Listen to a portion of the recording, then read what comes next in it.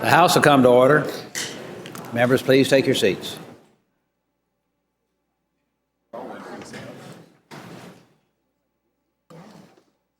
Sergeant Arms.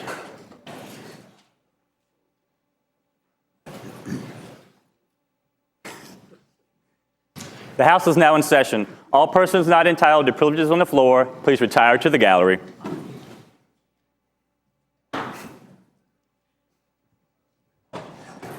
The members will rise and be led in prayer by Pastor David S. Morris, Calvary Baptist Church in Scottsville, and remain standing for the Pledge of Allegiance to the flag of the United States of America, led by the gentleman from Colonial Heights, Mr. Cox. Pastor. Let us pray. O Lord God, I come before you today through Jesus Christ, your Son, on behalf of these delegates of Virginia. Father, I thank you for the freedom that I have in Jesus Christ, for the freedom that I have as an American.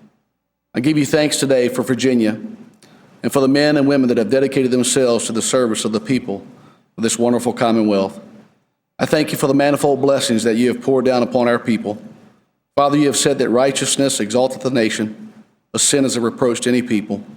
I ask that you would forgive our country for our many sins and help us to be a righteous people. You have exhorted that prayers of intercessions be made for those in authority. We may lead a quiet and peaceable life in all godliness and honesty. Oh Lord, I pray for these servants of this Commonwealth of Virginia, that you would grant them wisdom and understanding as they strive to do that which is best for the citizens of Virginia. God, help them to lean unto you for your understanding in all things that they are involved in and for the decisions that they must make. God, grant them safety in this place and protect their homes and their families.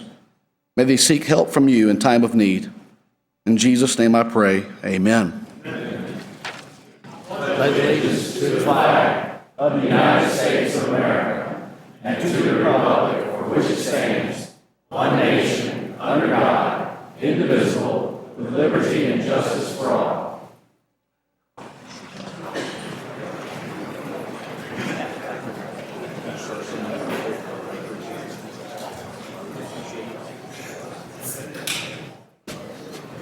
The members will answer the roll call by indicating their presence on the electronic voting board.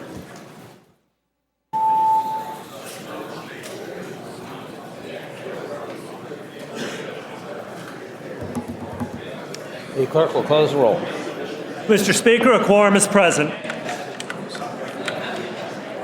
Pursuant to House Rule 3, I've examined and approved the Journal of the House of Delegates for February 5th, 2016. Motions and resolutions under Rule 39 are now in order. Does the clerk have any announcements or communications? The gentlewoman from Norfolk, Ms. Hester.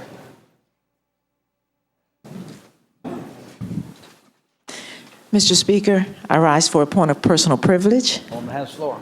Thank you. Members of the House, I'd like to share with you a moment in history regarding John Punch of Gwynns Island, Virginia, the first enslaved person in America. During the early 1600s, when Virginia was just a small colony, an African-American named John Punch, an African man named John Punch came across the Atlantic Ocean from Cameroon, a West African nation. He came voluntarily to Virginia and was sent to work on Gwynns Island in Charles River County for Hugh Gwynn, a wealthy member of the House of Representatives, member of the House of Burgesses. Punch was only one among thousands of people who migrated from Scotland, Ireland, Germany, England, and Africa to work under indentured servitude agreements that required 7 years of work with no pay, followed by freedom and the right to earn wages and start businesses. However, freedom was not to be for John Punch. After he worked as an indentured servant in the system in Virginia, due to his fault too, but it turned against him, and instead of being freed, he became the first legal slave in America. Punch's job on Gwynns Island was to work as a waterman in the fields alongside Irish, Scottish, and British indentured servants. Like the others, his deal was to work for the agreed-upon number of years and then to become a free man, earning his own wages. While Punch was working on Gwen's Island, he met two other indentured servants, a Dutchman named Victor and a man from Scotland named James Gregory. The trouble started when the men became comrades, and in 1640, they decided to escape Hugh Gwen's plantation to flee to the eastern shore of Maryland, where they hoped they could live free. Of course, running away was a violation of indentured servitude, and when Hugh Gwen learned the three men had escaped, he sent bounty hunters to find them, and they were brought back to Virginia in shackles. The three men were tried in court for the crime of running away while under the indentured labor contract. However, the similarities of the conditions stopped there.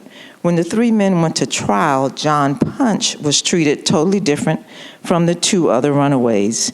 Victor the Irishman and James Gregory the Scot were found guilty of escaping and were sentenced to longer indentures, which added 4 more years to their time.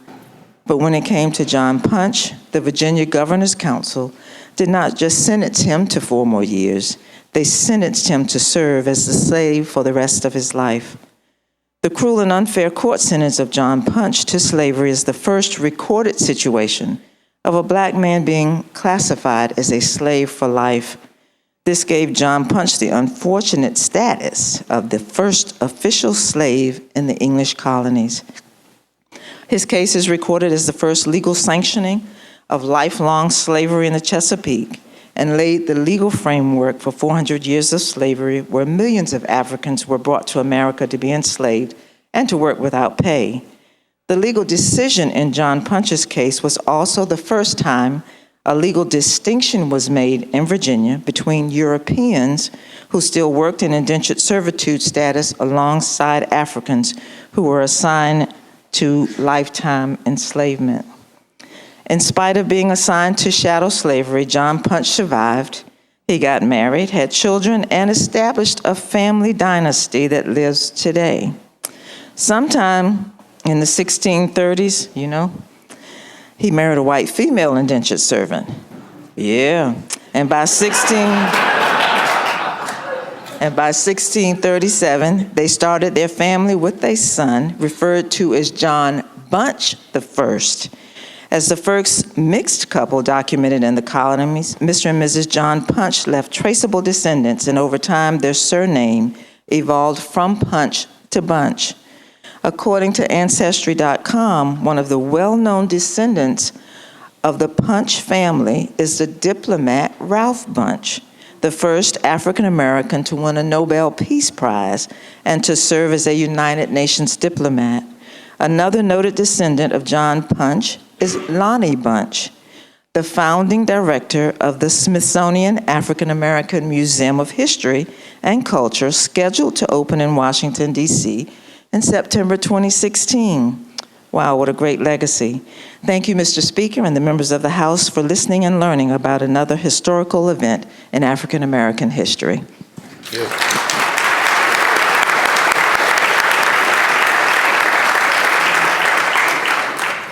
The gentleman from Prince William, Mr. Torian.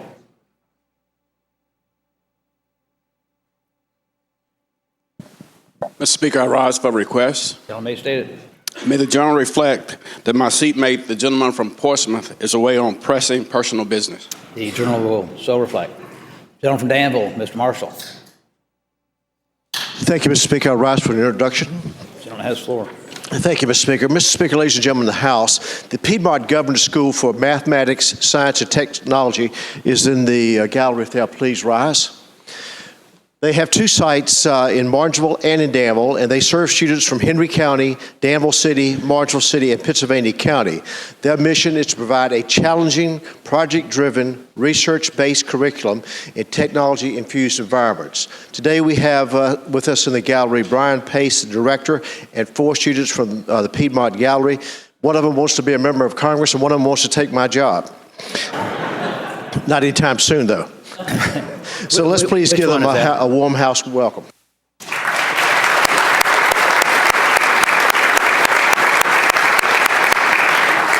Delighted to have the students with us today, and I'll catch up with one of you all after the session, if that's okay. The gentleman from Augusta, Mr. Landis.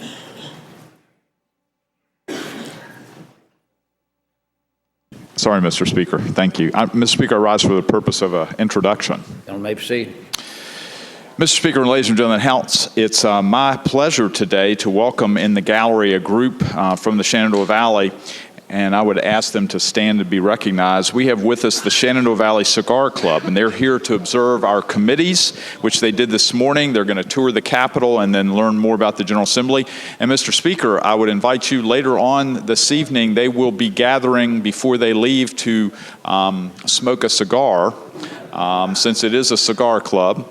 And I would ask the House to welcome them to Richmond today.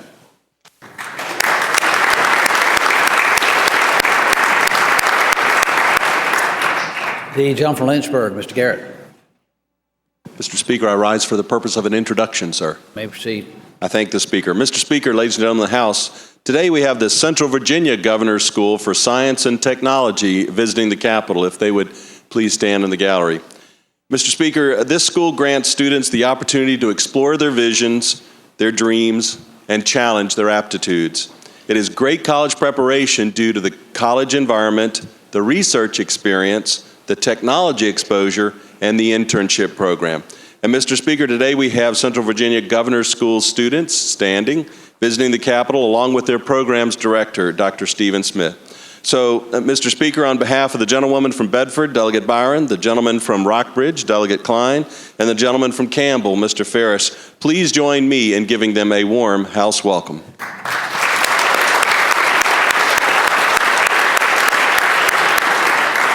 Pleased to have the students with us today. Thank you for I thank the Speaker. taking time. The gentleman from Manassas, Mr. Miller. Mr. Speaker, I rise for a request. The people behind you will stop talking.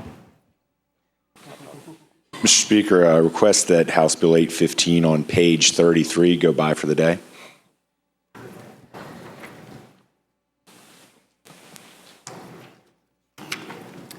Without objection, House Bill 815 by for the day. The gentleman from Accomack, Mr. Boxell. Thank you, Mr. Speaker. Rise for a request. Gentleman has the floor. I request that the journal reflect that my seatmate from Middlesex is absent today due to pressing personal business. Journal so reflects. Gentleman from Salem, Mr. Habib. Mr. Speaker, I rise for a request. Gentleman may state it. Mr. Speaker, I request on page 28 of the printed calendar, House Bill 1232 go by for the day. Without objection, House Bill 1232 by for the day. The gentleman from Loudoun, Mr. LaRock. Mr. Speaker, I rise for an introduction. Gentleman has the floor. Thank you, Mr. Speaker. I am pleased to have part of a group of Virginia Farm Bureau young farmers in the gallery today, if you would please rise.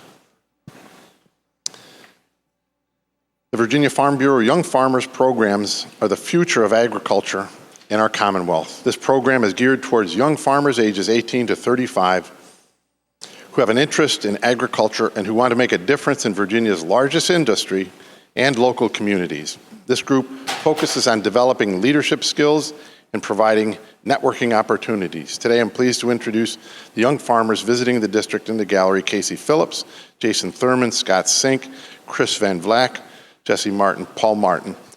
And I would like to also point out that in the group, I want to call your attention to Chris Van Vleck. Chris runs a custom hay operation in Loudoun County while also working as a conservation technician for the Soil and Water Conservation District. His farming operation specializes in square baling small acreage properties. Chris took home top honors on January 12th in the discussion meeting competition at the 97th Annual American Farm Bureau Federation Convention. This discussion meeting simulates a committee meeting in which active discussion and participation are expected. Participants are evaluated on their ability to exchange ideas and information on predetermined agricultural topics. The final round topic was how Farm Bureau members can influence state and national policies in a political atmosphere that favors increased regulations on farmers. And just in case that doesn't sound like a big deal to you, I want to make sure that you understand just how big an honor that is. Mr. Van Vleck received his choice between a 2016 Chevy Silverado or a 2016 GMC Sierra, courtesy of GM. plus registration to the AFBF 2016 YFNR Leadership Conference meeting next week in Kansas City, Missouri. So please join me in welcoming these young farmers and congratulating Chris Van Vleck on his recent outstanding achievement. Thank you.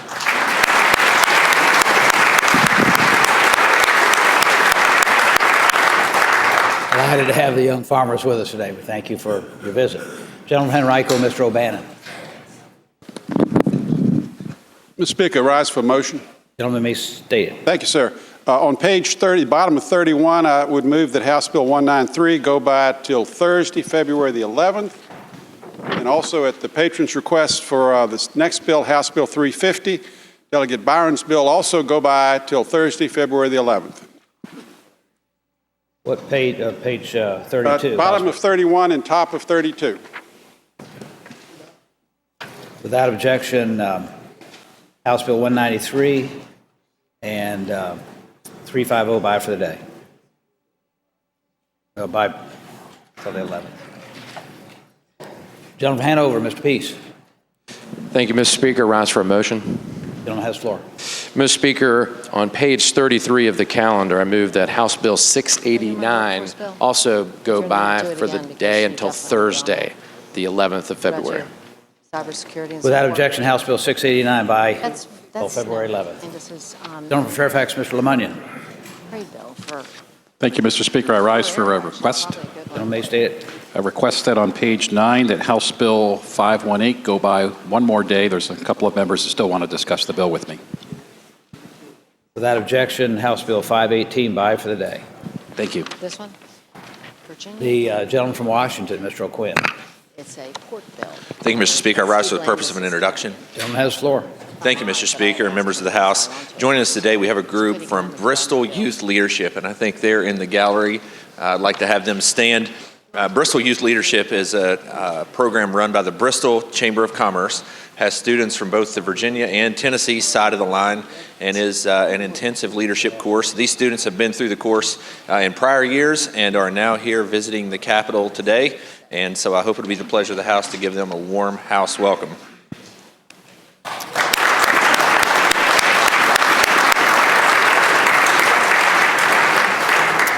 We're pleased to have the students from Bristol Leadership Program. Thank you for being with us today.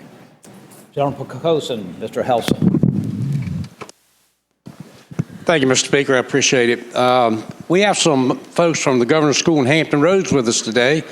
If you would stand, please, and I would ask the House if you would give these folks a nice warm welcome.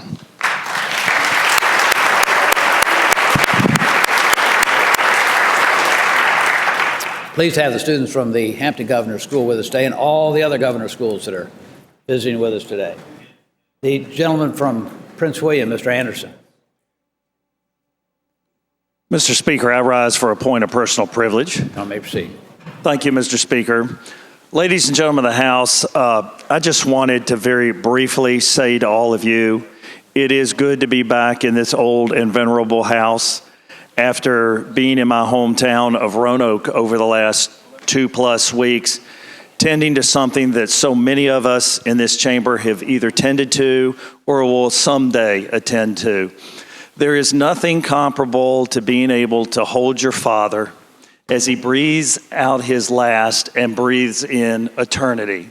There is no description for that. Many of you have experienced that. And I know that because you've called me, you've texted me, you have emailed me, you have hugged me here on the floor. And it has been a very reassuring thing, Mr. Speaker. And so on behalf of my family, I would like to express our heartfelt appreciation to all of you.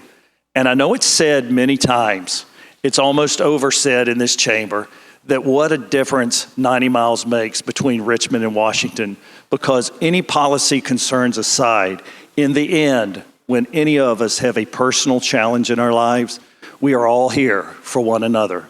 God bless all of you. Thank you, Mr. Speaker.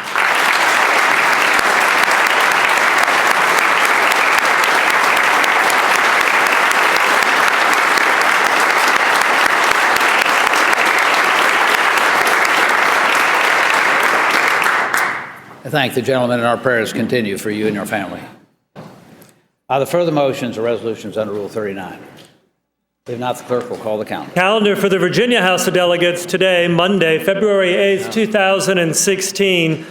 Page 1 of the printed version, House bills on third reading uncontested calendar. The 23 bills in the uncontested third reading block are as follows. House Bill 157, 185, 200, 241, 262, 317, 405. Page 4. House Bills 462, 525, 535, 644, 756, 818. Page 6. House Bill 820, 851, 870, 954, 968, 1013. Page 8, House Bill 1094, House Bill 1142, House Bill 1211, and House Bill 1270. Shall the bills pass?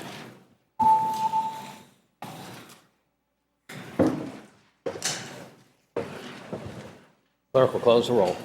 Ayes 98, no 0. Ayes 98, nays 0. The bills are passed.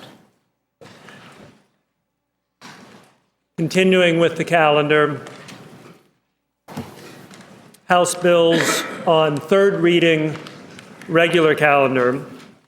House bills third reading regular. House Bill 518 has been taken by for the day.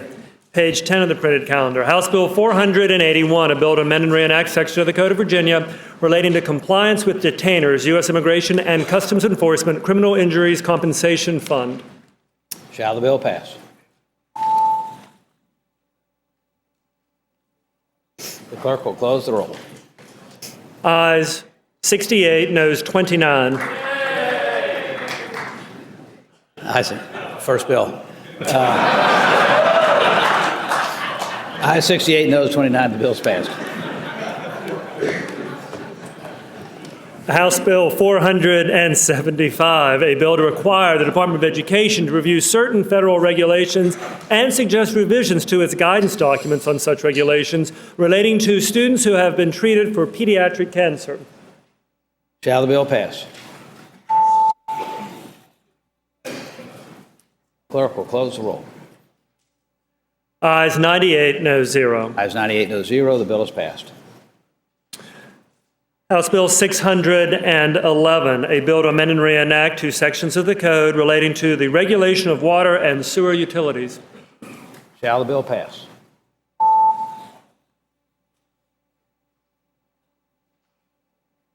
Clerk will close the roll. Ayes 96, no 0. Ayes 96, no 0. The bill is passed. House Bill 821, a bill to amend and reenact several sections of the Code of Virginia relating to the Fraud and Abuse Whistleblower Protection Act, applicability to local government entities. Shall the bill pass?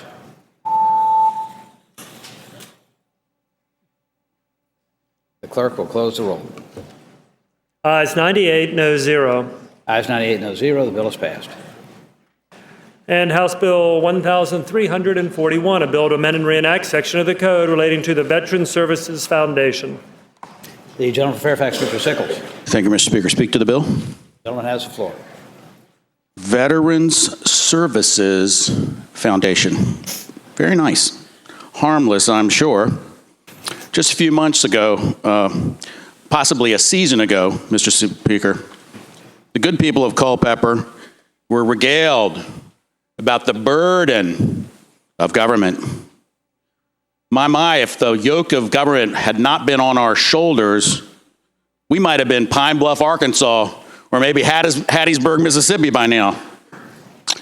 So let's quickly check the fiscal impact statement. It says, according to the Department of Veterans Services, there is no fiscal impact anticipated as a result of this bill. Ha. Can you imagine? No fiscal impact at all? That must be some kind of pointy-headed bureaucrat sitting in his cubicle that could come up with that, because we all know that for every action there is an opposite and equal reaction. I think Shakespeare said that. Anyway,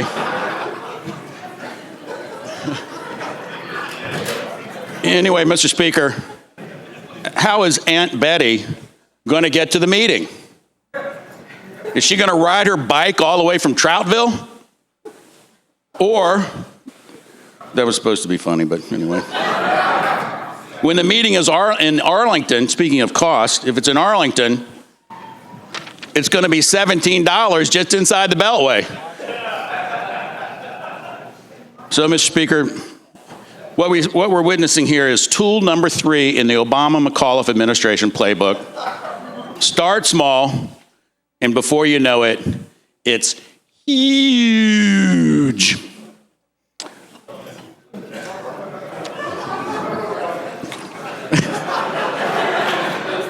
All right, I'll wait.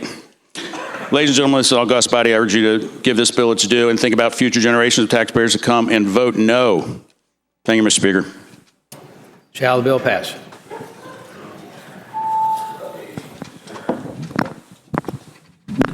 We'll close the roll. Ayes 93, noes 4. Ayes 93, noes 4. Bill is passed.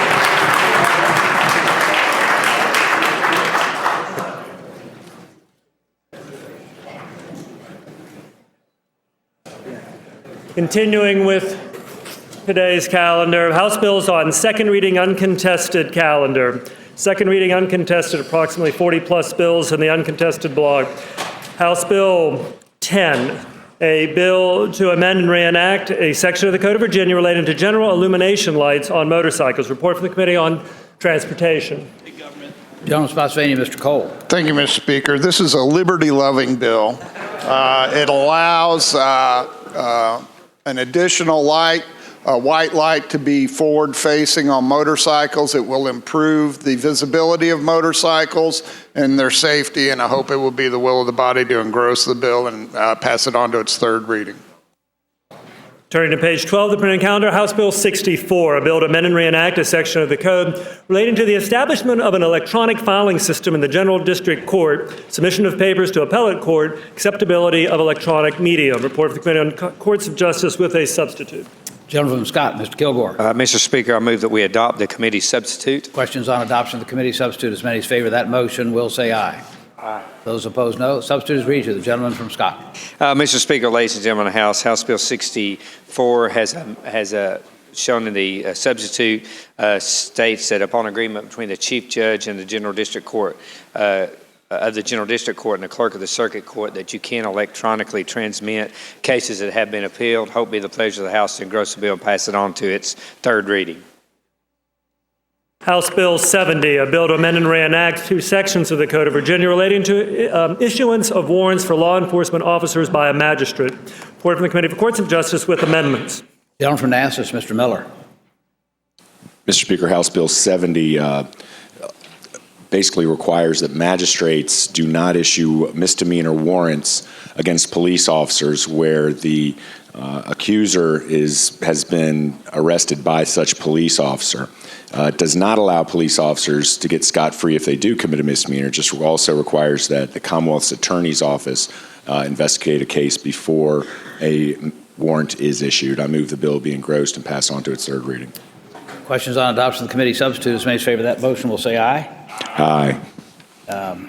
The amendments are agreed to. House Bill 117, a bill to amend and reenact section of the code relating to permits for excessive size. Report for Committee on Transportation with a substitute. Gentleman from Virginia Beach, Mr. Knight. Mr. Speaker, I move the committee substitute. Questions on adoption of the committee substitute? As many as favor that motion will say aye. Aye. Those opposed, no. The substitute is agreed to. Gentleman from Virginia Beach. Mr. Speaker, House Bill 117 allows for a statewide permit to haul boats over 102 inches, but not more than 108 inches. Mr. Speaker, I move the House engross the bill and pass to its third reading. House Bill 170, a bill to amend and reenact section of the Code of Virginia relating to possession of controlled paraphernalia. For the Committee for Courts of Justice with a substitute. Gentleman from Fairfax, Mr. Albo. Speaker, move the substitute. On adoption of the committee substitute. As many as favor that motion will say aye. Those opposed, no. The substitute is agreed to. The gentleman from Fairfax. Speaker, this deals with drug paraphernalia when a person gets charged, say, for having a pipe, a bong, or, rolling paper.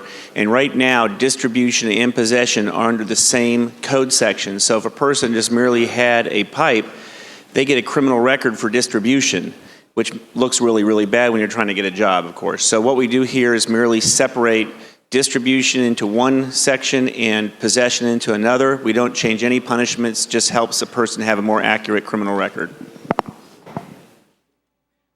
House Bill 176, a bill to amend and reenact another section of the Code of Virginia relating to installation of pen, register, or trap and trace device. Jurisdiction. Report to the Committee for Courts of Justice. Gentleman from Fairfax, Mr. Albo. Speaker, members of the House, this is something I'm surprised we haven't had to do a long time ago.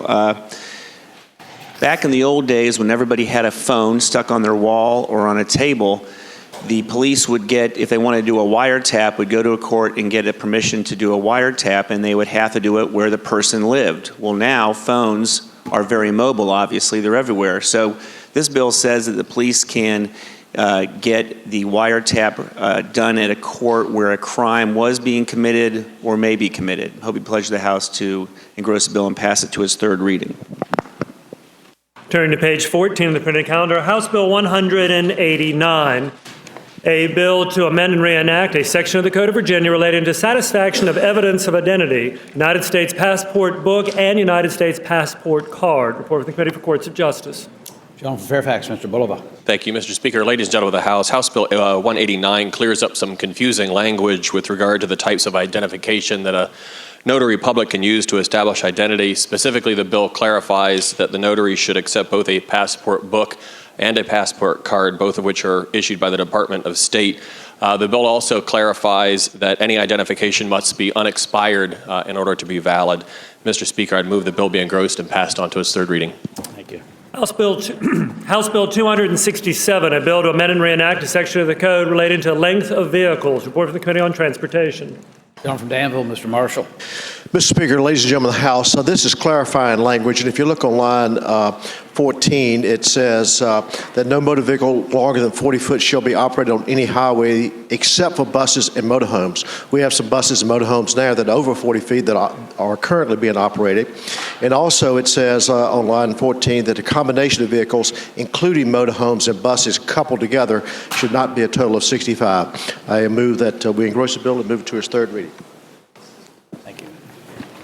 House Bill 289, a bill to amend the Code of Virginia relating to local regulation, driving in flooded areas, no wake. Report of the Committee on Transportation with an amendment. Gentleman from Coaston, Mr. Helsel. Thank you, Mr. Speaker. I move the committee amendments, please. Questions on adoption of the committee amendment? As many as favor that motion will say aye. Aye. Those opposed, no. The amendment is agreed to. The gentleman from Coaston. Thank you, Mr. Speaker. Mr. Speaker, ladies and gentlemen of the House, House Bill 289 gives localities the option to adopt an ordinance to regulate the operation of cars and jet skis on flooded streets. We're facing more and more flooding events in Hampton Roads, and with this, we've heard from many citizens that floodwaters are being pushed into their homes from vehicles and jet ski operators because they do cause a wake. So with signage to warn would-be offenders as well as exemptions for emergency, public safety, and utility vehicle, this bill will potentially save many homeowners from flooding insurance claims. So, Mr. Speaker, I would move that we engross the bill and pass it to its third reading. House Bill 326, a bill to amend and reenact section of the code relating to obtaining electronic communication service or remote computing service records. Report from the Committee for Courts of Justice with a substitute. The gentleman from Fairfax, Mr. Albo. Speaker, I move the substitute. Questions on adoption of the committee substitute? As many as favor that motion will say aye. Those opposed, no. The motion is agreed to. The gentleman from Fairfax. Speaker, members of the House, this deals with an existing law about when the police are doing a criminal investigation and they want to get information about a person's internet usage. It doesn't include the contents of email, but basically what they're doing on the internet. And the problem is that when they're investigating somebody, especially child molesters and child porn, the ISP provider will tell the person, hey, just wanted to let you know the police are looking at your computer. And that causes the person to destroy evidence, to run away. It could even cause him to hurt a child. So what this bill says is when the victim is less than 18 and there's evidence that the criminal may destroy evidence, hurt a child, or run, that the ISP provider can be ordered to be quiet about it for 90 days. I'll be pledged to the House to engross the bill and pass it to its third reading. House Bill 355, a bill to amend and reenact section of the Code of Virginia relating to membership on the Forensic Science Board. Report the Committee for Courts of Justice with a substitute. The gentleman from Fairfax, Ms. Boysko. Mr. Speaker, I ask that we move to accept the amended substitute. Questions on adoption of the committee substitute? As many as favor that motion will say aye. Those opposed, no. The substitute is agreed to. The gentlewoman from Fairfax. Thank you. House Bill 355 removes the chairman of the board of the Virginia Institute of Forensic Sciences and Medicine, which is now a defunct agency, and replaces it with the director of the Virginia Division of Consolidated Laboratories Services, or his designee. I ask that we pass the bill. Who will? Engross the bill and pass on to the third reading. House Bill 373, a bill to amend and reenact section of the Code of Virginia relating to confidentiality of information about victims of certain crimes. Or from the Committee for Courts of Justice with a substitute. The gentleman from Newport News, Mr. Yancey. Thank you, Mr. Speaker. Mr. Speaker, I move the substitute. Questions on adoption of the committee substitute? As many as favor that motion will say aye. Those opposed, no. The substitute's agreed to. Gentleman from Newport News. Thank you, Mr. Speaker. Mr. Speaker, members of the House, House Bill 373 seeks to close a loophole of agencies working with sex trafficking victims involved with human trafficking. Unlike victims of sexual and domestic violence, human trafficking does not fall under the purview of confidentiality protection. This legislation closes that loophole by creating an expectation of privacy that the victim can share with their counselor and not have that information be accessible to the general public. I move the House engross the bill and pass it to its third reading. House Bill 404, a bill to amend and reenact section of the Code of Virginia related to equitable distribution, transfer of separate property. Report for the Committee for Courts of Justice. Gentleman from Fairfax, Mr. Bulova. Thank you, Mr. Speaker. Ladies and gentlemen of the House, House Bill 404 provides a judge with the discretion to order the return of property that's been classified as separate during a divorce proceeding. Currently, in general, if something is classified as separate, then the court doesn't have jurisdiction to be able to distribute that property, which makes sense in most cases. However, sometimes property that's been designated as separate is actually in the hands of the other party. What the present code does is it forces the person to file a civil suit to order the return of that property to the owning spouse.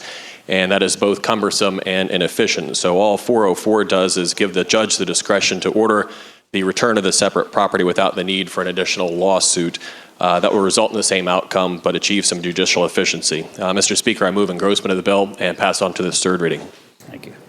House Bill 412, a bill to amend the Code of Virginia relating to local regulation of certain aircraft. Report from the Committee for Courts of Justice with amendments. The gentleman from Scott, Mr. Kilgore. Mr. Speaker, I move that we adopt the committee amendments.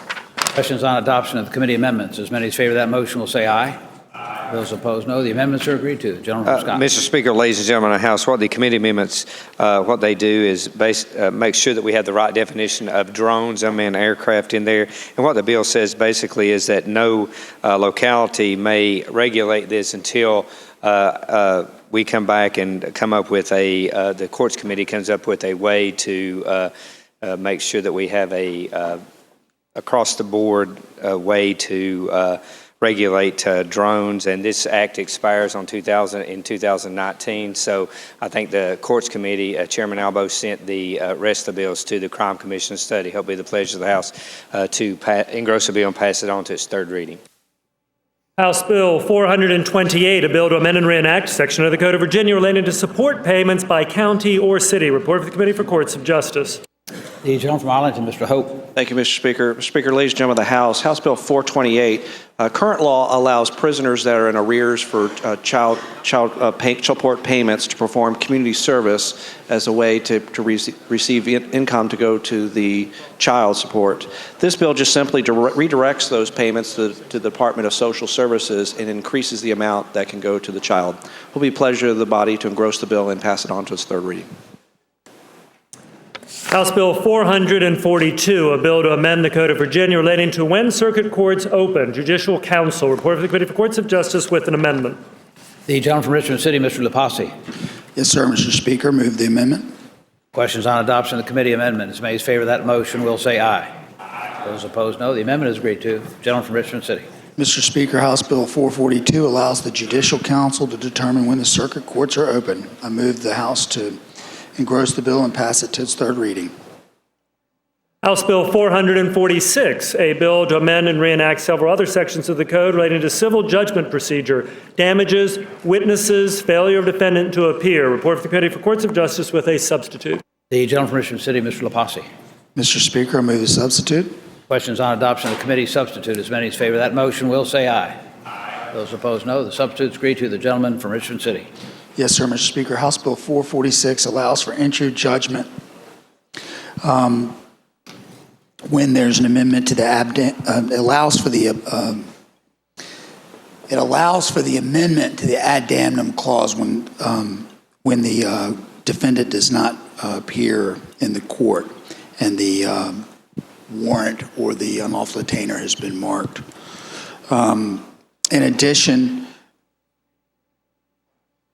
Mr. Speaker, it allows for the continuance for up to 20 days when the unlawful detainer, when the case has been bifurcated. I move that the House engross the bill and pass it to its third reading. House Bill 541, a bill to amend and reenact a section of the Code of Virginia relating to confidentiality of juvenile law enforcement records, disclosure. Report for the Committee for Courts of Justice. Gentleman from Fairfax, Ms. Watts.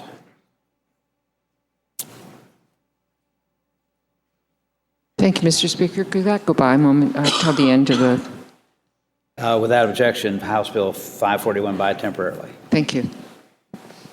Turning to page 18 of the printed calendar, House Bill 572, a bill to amend and reenact several sections of the Code of Virginia relating to fines and costs, interest, statutes of limitation on collection, minimum payments. Report for the Committee for Courts of Justice with a substitute. Gentleman from Fairfax, Mr. Albo. Move the substitute, please. Questions on adoption of the committee substitute. As many as favor that motion will say aye. Aye. Those opposed, no. The substitute is agreed to. Gentleman from Fairfax. Speaker, members of the House, pretty simple. What this bill says is that while a person's in jail or prison, they can petition the court so that interest will not accrue on fines and costs. It does not affect restitution, just fines and costs. So it will be a pleasure to the House to engross the bill and pass it to its third reading. House Bill 582, a bill to amend and reenact several sections of the Code related to qualifications of forensic evaluators for certain criminal defendants. Report for the Committee for Courts of Justice with amendments. The gentleman from Giles, Mr. Yost. Thank you, Mr. Speaker. I move the committee amendments. Questions on adoption of the committee amendments. Many as favor that motion will say aye. Aye. Those opposed, no. The amendments are agreed to. Gentleman from Giles.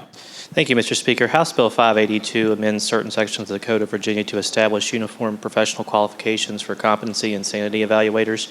It also clarifies the role of the Commissioner of the Department of Behavioral Health in designating evaluators as qualified to conduct the court-appointed evaluations. I hope it will be the pleasure of the body to engross the bill and pass it on to the third reading. House Bill 600, a bill to amend and reenact various sections of the Code relating to child welfare mandates. Report for the Committee for Courts of Justice with amendments. The gentleman from Stanton, Mr. Bell. Thank you, Mr. Speaker. Mr. Speaker, ladies and gentlemen of the House, the purpose of this bill is to limit the age at which Virginia's foster care goals of permanent foster care and another planned permanent living arrangement can be assigned. This bill amends multiple sections of Title 63.2 in response to two items of federal legislation, the Preventing Sex Trafficking and Strengthening Family Act of 2014 and the Justice for Victims of Trafficking Act of 2015. Major highlights of the bill include adding a definition of sibling, lowering the age from 16 to 14 for youth in foster care to receive their credit report, directing local departments to provide children aging out of foster care with the following documents: Social Security card, driver's license or state ID, certified birth certificate, and a copy of their medical records. Updating Section 16.1-281, requiring children aged 14 and older to be included in the development of their foster care plan and to have the option of including up to 2 members of their choosing in the development of the plan, requiring that the foster care plan include a document identifying the youth's rights with respect to education, health, visitation, court participation, and the right to stay safe and avoid exploitation, and adding a new section to the definition of child abuse and neglect, specifically stating that children who have been a victim of sex trafficking are considered abused and neglected children. Mr. Speaker, I would move we engross the bill. Yes, I would move that we adopt the committee amendments. Questions on adoption of the committee amendments. Many as favor that motion will say aye. Aye. Those opposed, no. Amendments are agreed to. And Mr. Speaker, I would ask we engross the bill and pass it to its third reading. Thank you. Turning to page 20 of the printed calendar, House Bill 608, a bill to amend and reenact section of the Code of Virginia relating to immediate sanction probation programs, extended expiration. Report of the Committee for Courts of Justice. The gentleman from Albemarle, Mr. Bell. Mr. Speaker, members of the House, this measure addresses the immediate sanction probation system, which we set up as a pilot project in 4 localities. We are still gathering data, so it extends the sunset by 1 year, and I would ask us to engross the bill and pass it on to a third reading.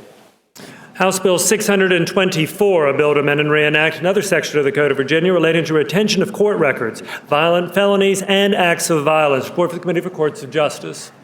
Gentleman from Albemarle, Mr. Bell. Mr. Speaker, members of the House, this bill would ensure that we retain the court records for all violent felonies for 50 years. Hopefully, the pleasure of the House to engross the bill and pass it on to a third reading. House Bill 653, a bill to amend and reenact several sections of the Code of Virginia relating to consent to organ donation. Report of the Committee on Transportation. Gentleman from Henrico, Mr. O'Bannon. Thank you, Mr. Speaker. This has to do with your driver's license. Current law provides a mechanism where you can decide you want to be a donor and a mechanism where you can change that and come off. All this does is say you don't have to check that box again every time you renew or replace your license. So I hope it'll be the pleasure of the body to engross the bill and pass it to its third reading. House Bill 667, a bill to amend and reenact a section of the Code of Virginia relating to the Criminal Injury Compensation Fund claims. Report for the Committee for Courts of Justice. The gentleman from Hanover, Mr. Peace. Thank you, Mr. Speaker. Mr. Speaker, ladies and gentlemen of the House, House Bill 667 is a technical amendment to the code section dealing with the Virginia Victims Fund, more commonly known as the Criminal Injury Compensation Fund, to help provide funds to victims for after-discovered evidence in cold cases. Mr. Speaker, I move that the bill be engrossed and passed to its third reading. House Bill 668, a bill to amend and reenact section of the Code relating to spousal support factors, spouses convicted of certain violations. Report for the Committee for Courts of Justice with a substitute. The gentleman from Hanover, Mr. Peace. Mr. Speaker, I move the committee substitute. Questions on adoption of the committee substitute. As many as favor that motion will say aye. Aye. Those opposed, no. The substitute is agreed to. The gentleman from Hanover. Mr. Speaker, ladies and gentlemen of the House, House Bill 668 as a substitute directs the court that when considering spousal support, they must consider factors that are part of fault-based grounds for divorce. This would include things like abuse. It's in response to a situation I had a constituent who has been ordered to pay spousal support to her abuser. It won't affect and help her, but it would help prevent that type of thing in the future. Mr. Speaker, I move that the bill be engrossed and passed to its third reading. House Bill 669, a bill to amend and reenact section of the Code relating to the advisory committee to the court-appointed special advocate program. Report for the Committee for Courts of Justice with an amendment. The gentleman from Hanover, Mr. Peace. Mr. Speaker, I move the committee amendment. Questions on adoption of the committee amendment. As many as favor that motion will say aye. Aye. Those opposed, no. The committee amendment is agreed to. The gentleman from Hanover. Thank you, Mr. Speaker. Ladies and gentlemen of the House, House Bill 669 as amended is a DCJS agency request that would add a judge to the CASA Advisory Committee. By passing this bill, we would also help to preserve about $400,000 in funds so that we'd be in compliance with federal law. Mr. Speaker, I move that we engross the bill and pass this to a third reading. Thank you. House Bill 671, a bill to amend and reenact section of the Code relating to appointed counsel for parents or guardians. Report for the Committee for Courts of Justice with an amendment. The gentleman from Hanover, Mr. Peace. Mr. Speaker, I move the committee amendment. Questions on adoption of the committee amendment. As many as favor that motion will say aye. Aye. Those opposed, no. The amendment is agreed to. The gentleman from Hanover. Mr. Speaker, ladies and gentlemen of the House, House Bill 671 would provide that when a judge appoints an attorney in a court-appointed case, particularly in foster care settings, that they would choose from the list of those attorneys that are also qualified as guardian ad litem. Mr. Speaker, I move that the bill be engrossed and passed to its third reading. House Bill 748, a bill to amend and reenact a section of the Code related to certification of online driver education courses. Report for the Committee on Transportation with amendment nature of a substitute. The gentleman from Loudon, Mr. Greason. Thank you, Mr. Speaker. I move the committee substitute. Questions on adoption of the committee substitute. As many as favor that motion will say aye. Aye. Those opposed, no. The substitute is agreed to. The gentleman from Loudon. Thank you, Mr. Speaker. House Bill 748 is designed to create a well-defined standard and offer clarity around what types of entities are authorized to offer computer-based online driver education courses and training. This applies to the classroom portion of driver education. Behind-the-wheel instruction requirements do not change with the passage of this bill. It only occurs in, and the legislation only is focused on outside the public school system, so these are private providers. Lastly, Mr. Speaker, the legislation defines computer-based driver education courses as the classroom portion of the instruction. Mr. Speaker, I move that the bill be engrossed and passed on to its third reading. Thank you. Turning to page 23 of today's calendar, House Bill 834, a bill to amend and reenact various sections of the Code of Virginia relating to the Virginia Growth and Opportunity Act, creation of Virginia Growth and Opportunity Board and Fund, establishment of regional councils, report for the Committee on Appropriations with a substitute. Gentleman, Colonial Heights, Mr. Cox. Mr. Speaker, I move adoption of the committee substitute. Questions on adoption of the committee substitute? As many as favor that motion will say aye. Aye. Those opposed, no. Substitute is agreed to. The gentleman from Colonial Heights. Thank you, Mr. Speaker. Mr. Speaker, this is the Go Virginia bill, which I spoke on the floor probably about a week ago. I laid out the philosophy of the bill about a week ago. Let me quickly walk through the mechanics. I know it's on the uncontested calendar, but it is a fairly complicated bill. First of all, please keep in mind that the whole purpose of Go Virginia is to bottom up proposals from the business community, working in collaboration with local government, higher ed, and K-12 to come up with very innovative new ideas for that region. But the way the bill is laid out, it starts with the State Council. And so it establishes the Virginia Growth and Opportunity Board. The board is established to promote collaborative regional economic and workforce development opportunities. The board, Mr. Speaker, is made up of 21 people.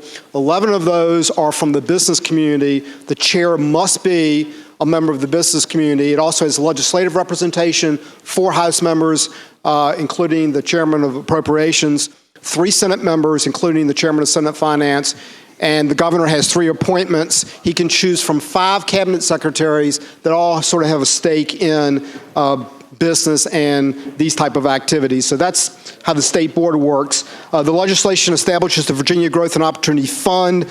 This is a special non-reverting fund which is designated to promote and facilitate regional cooperation on economic growth and diversification. The way the fund works is that the first part of the fund, and the governor has about $5.5 million in for this, the first part of the fund is where every region, a region will generally be about 2 PDCs, but every region at that point can develop a economic roadmap where they can basically decide what are the industry clusters that would really work in our region, what are the skills gaps, so they'll do a skill gap analysis. They must do that before they can do anything else. So that's sort of how the money in the first year works. Then there'll be 2 pots of money that the State Council can basically give out. One is on a per capita basis, where every region would be eligible for this money. And so whether you're rural or whether you're urban, you'd have a shot at this money. And so the regional council then would basically come up with their ideas. It should stick pretty much to their plan. They would bubble those up, and the State Council would have to approve. The State Council has clawback provisions and other contract provisions to make sure if the project's not going back, the Commonwealth can get its money back. The second, and by the way, there's a non-reverting piece to that piece. So if you're a region, you can be assured you get to keep your money. The second piece deals with sort of a competitive arrangement where one or more regions or different types of entities can come together and they can sort of get the second pool of money on a competitive basis. And finally, Mr. Speaker, as these proposals bubble up, they'll be scored, and the state board will score them. And they'll score them on criteria I think you will like. It will be return on investment. How much local private funding match is there? So the more match you have, the higher you'll be scored.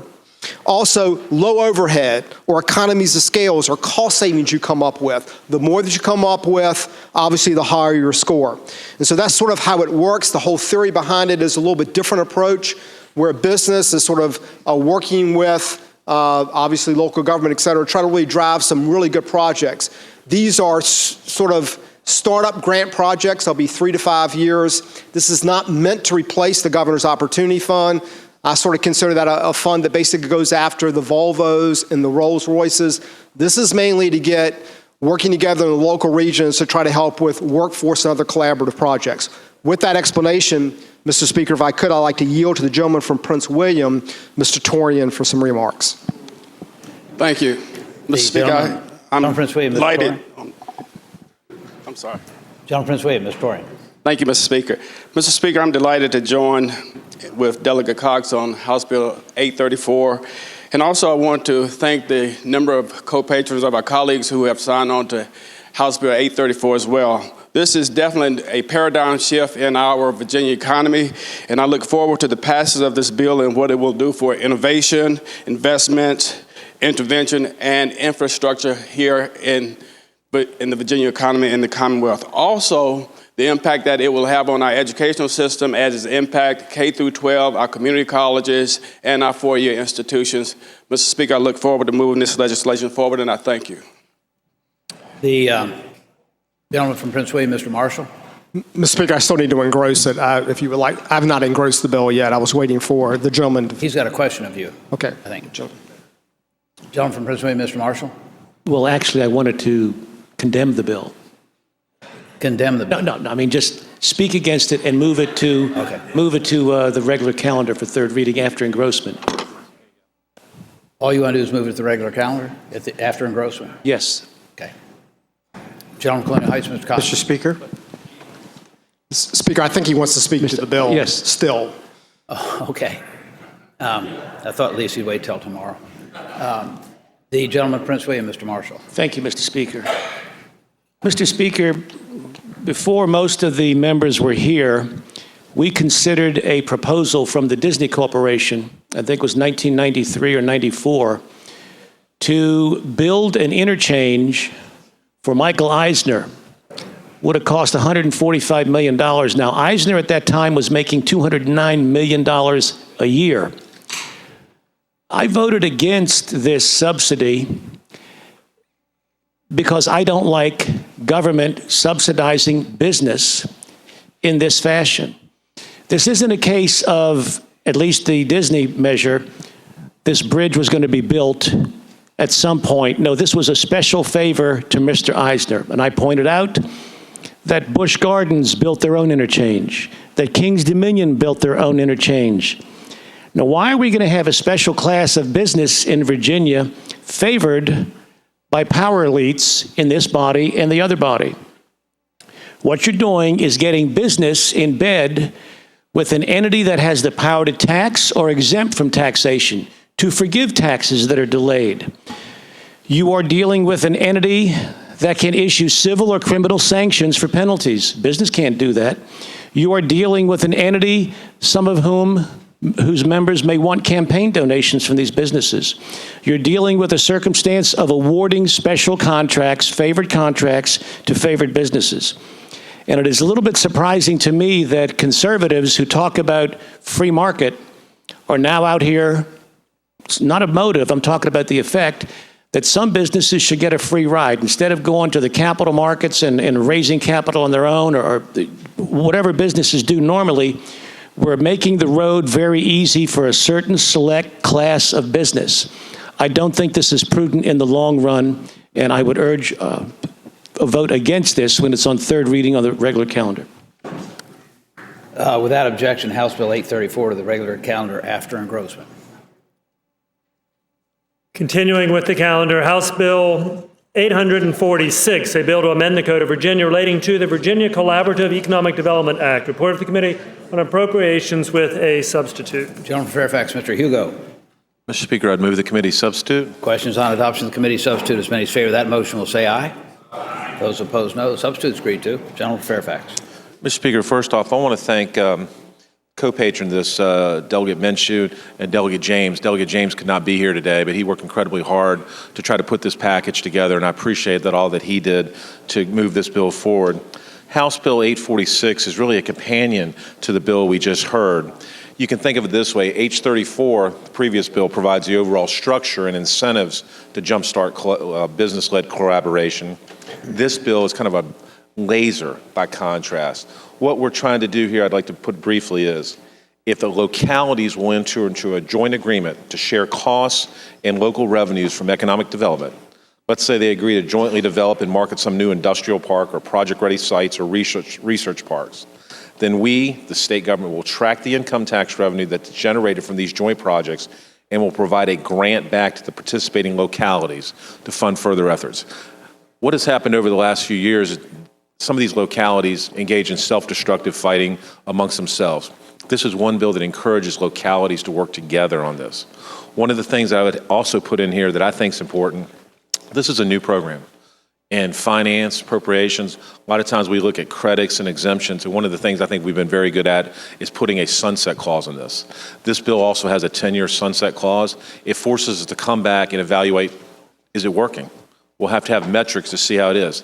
I think this bill will work. I think it's a good, lays it out a good program. Again, it's a complement to the earlier bill laid out by Delegate Cox, and I'd hope it'd be the will of the body to engross the bill and pass it to its third reading.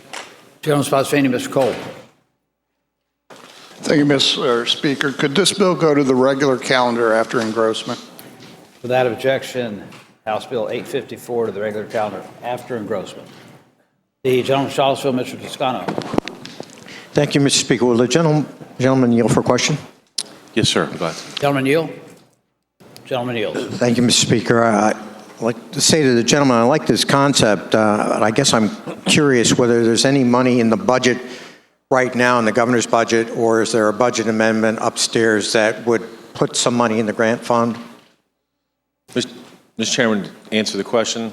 It doesn't need it. The way that does, the localities will agree to collaborate together, and the monies generated from that collaboration from arrears will be paid back. Great. Thank you. Thank you, Mr. Speaker.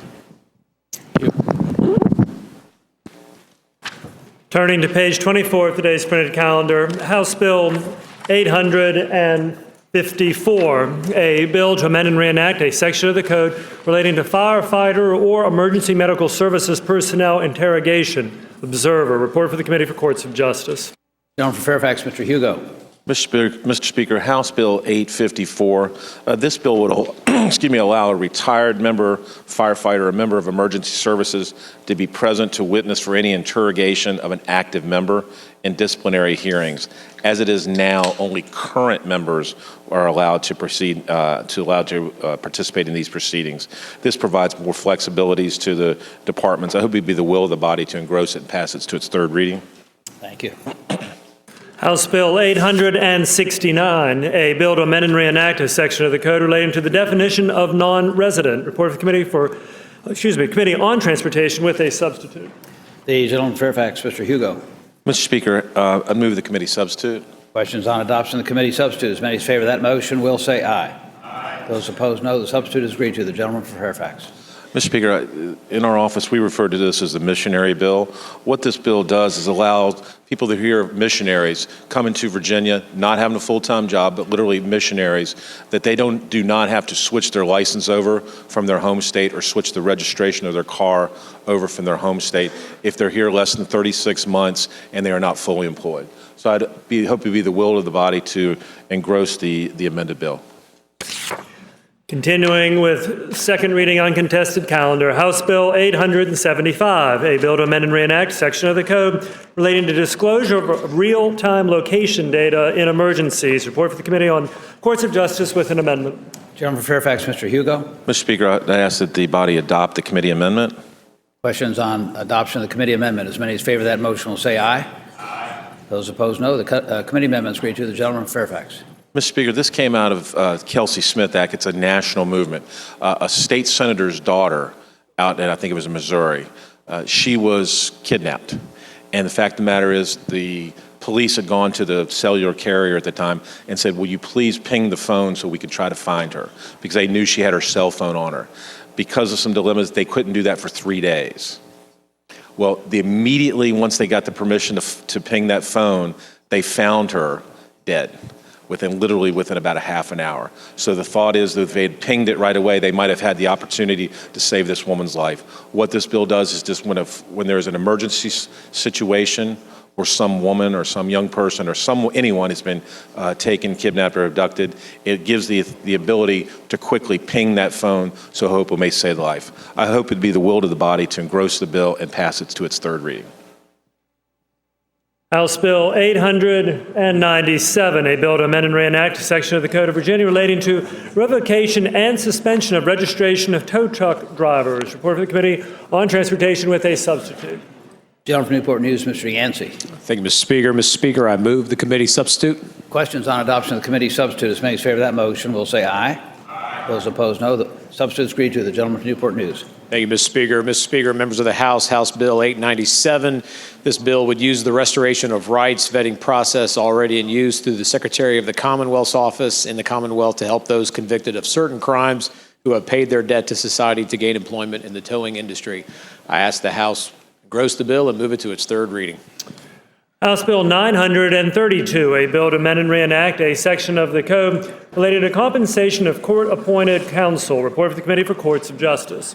The gentleman from Charlottesville, Mr. Toscano. Thank you, Mr. Speaker. Mr. Speaker, ladies and gentlemen of the House, for those of you who don't practice law in this body and don't do criminal law, you might not be aware of the fact that for court-appointed counsel, that is, people who are appointed to represent indigent defendants in criminal cases, they usually get paid a flat fee for a misdemeanor and a flat fee for a felony that in no way corresponds with the time and effort they put into their cases.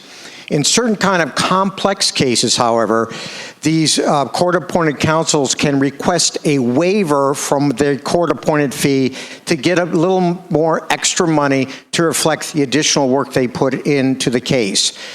That fund from which they are paid is the court-appointed fund, and there is a pot of money in that fund every year.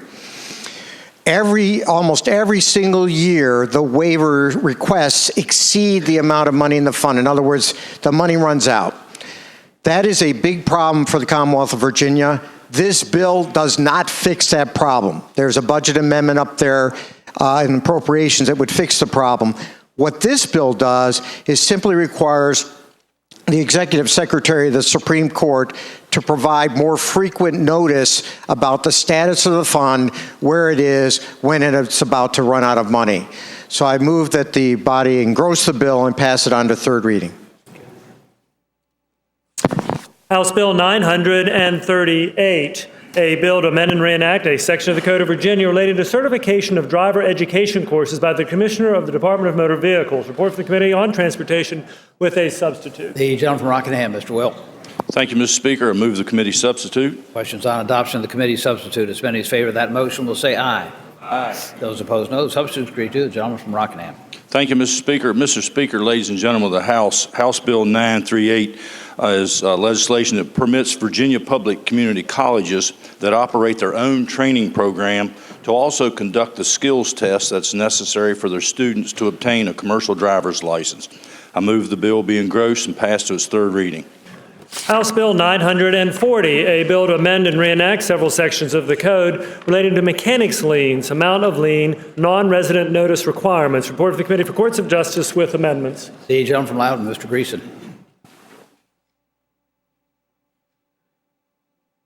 Sorry, Mr. Speaker. I thought there was one more before I go. Oh, I apologize. It's okay. Gentleman from Rockingham, Mr. Will. Thank you, Mr. Speaker. I move the committee amendment. Questions on adoption of committee amendments. Many as favor that motion will say aye. Aye. Those opposed, no. The amendment is agreed to. Gentleman from Rockingham. Thank you, Mr. Speaker. Mr. Speaker, ladies and gentlemen of the House, House Bill 940 makes two changes in the public notice requirements for mechanic liens. It allows for the one filing the lien to expand the areas that they're able to post those notices. And it also raises the limit of the lien from $800 to $1,000. I move the bill be engrossed and passed to its third reading. House Bill 1020, a bill to amend and reenact a section of the code relating to unclaimed property, payment of property of deceased owner. Report for the Committee on Courts of Justice with amendments. Are you ready now? I'm ready, Mr. Speaker. Gentleman from Loudoun, Mr. Greason. Thank you, Mr. Speaker. Mr. Speaker, I move the committee amendments. Questions on adoption of committee amendments. As many as favor that motion will say aye. Aye. Those opposed, no. Amendments are agreed to. Gentleman from Loudoun. Thank you, Mr. Speaker. Currently, the state treasurer in the Commonwealth can pay unclaimed properties of a deceased owner to a claimant who provides certain pieces of evidence. Today, the practice suggests that they can accept certificate of qualified executor, an affidavit authorizing the claimant, or the order of distribution, or the final accounting of a closed estate. There's very little the treasurer can do outside of those three provision. So this bill gives the treasurer a little bit of flexibility in allowing the treasurer to accept an affidavit stating the claimant's entitlement to the payment. It is specifically drawn to small claims under $15,000, and the claimant has to make their affidavit to the Commonwealth and the treasurer within a year of the death of the original party. Mr. Speaker, I move the bill be engrossed and moved on to its third reading. Continuing on page 27 of the printed calendar, House Bill 1056, a bill to amend and reenact a section of the Code of Virginia relating to extensions of protective orders in cases of family abuse. Report from the Committee on Courts of Justice. The gentleman from Albemarle, Mr. Bell. Mr. Speaker, members of the House, this changes a definition in the protective order section to make it consistent with other sections of the code. Hope it will be the pleasure of the House to engross the bill, pass it on to a third reading. House Bill 1060, a bill to amend and reenact a section of the code relating to localities, towing fees. Report for the Committee on Transportation with amendments. The gentleman from Fairfax, Mr. Hugo. Mr. Speaker, I move the committee amendments. Questions on adoption of the committee amendments? As many as favor that motion will say aye. Aye. Those opposed, no. The amendments are agreed to. The gentleman from Fairfax. Mr. Speaker, House Bill 1060 provides that localities in Planning District 8, relative to Northern Virginia, shall establish by ordinance initial hookup and towing fee of at least $135 and the max $185. It allows the Arlington to bring everything up to the $185 fee that everybody else is charging. Hope it will be the will of the body to engross the bill and pass it to its third reading. Thank you. Mr. Speaker, The gentleman from Prince William, Mr. Marshall. may the bill from the gentleman from Fairfax, House Bill 1060, be placed on the regular calendar after engrossment. Without objection, House Bill 1060, the regular calendar after engrossment.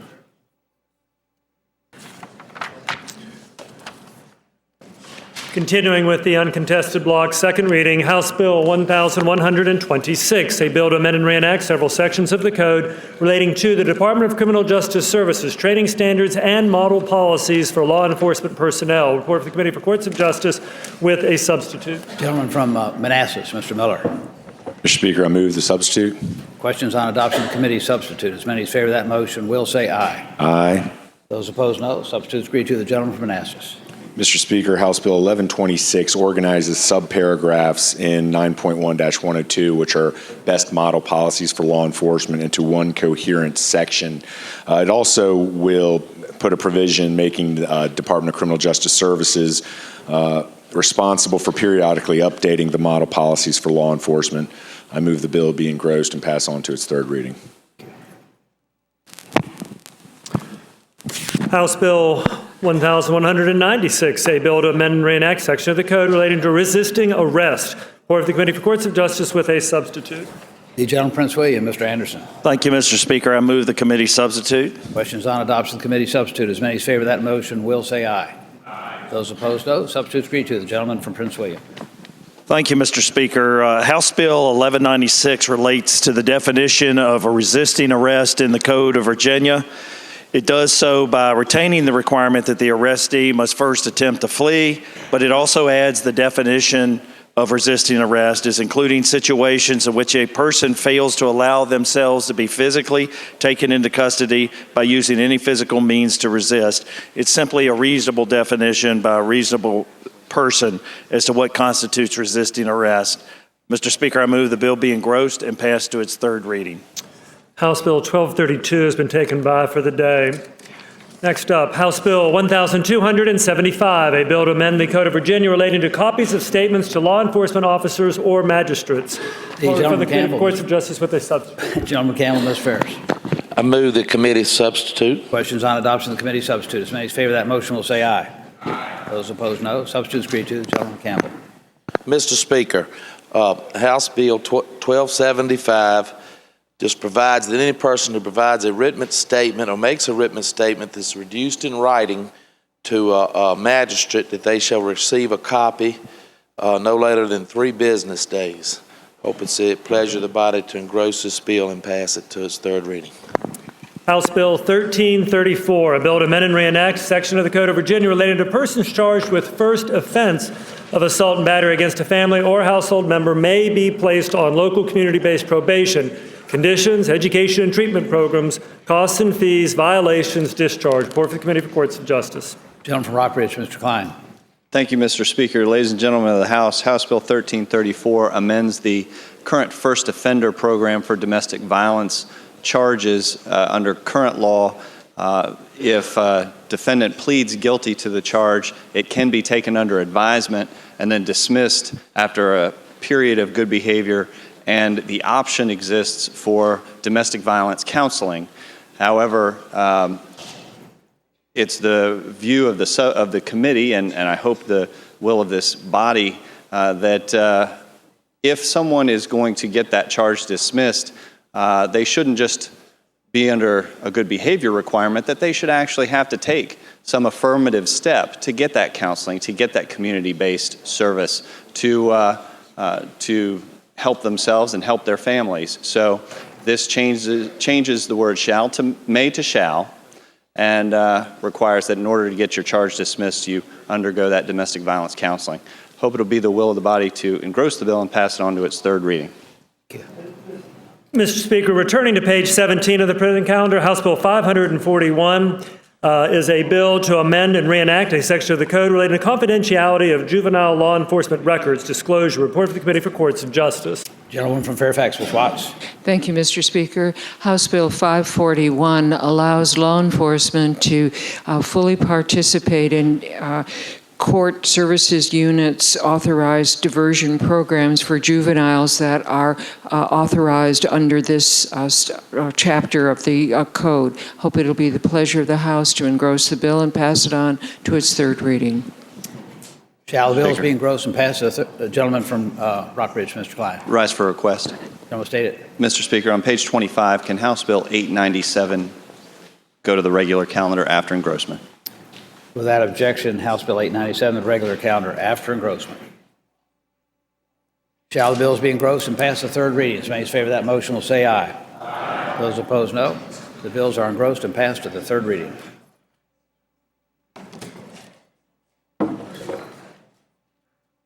Continuing with today's calendar, House bills on second reading regular calendar. House bills on second reading regular. First up, House Bill 3, a bill to provide for the submission to the voters of a proposed amendment to Section 5 of Article 8 of the Constitution of Virginia relating to the establishment of charter schools. Report for the Committee on Privileges and Elections. The gentleman from Albemarle, Mr. Bell. Mr. Speaker, I have a motion. Gentleman, state it. I would ask that the bill go by until Friday. We're trying the February 12th. We're trying to get it synced up with something coming out of the Education Committee. Without objection, House Bill 3 by until Friday, February 12th. Mr. Speaker, while I'm standing, if I could make the identical motion for House Joint Resolution 1, ask that also to go by till Friday the 12th. Page 34, House Joint Resolution 1 by until Friday, February, whatever that was. Okay.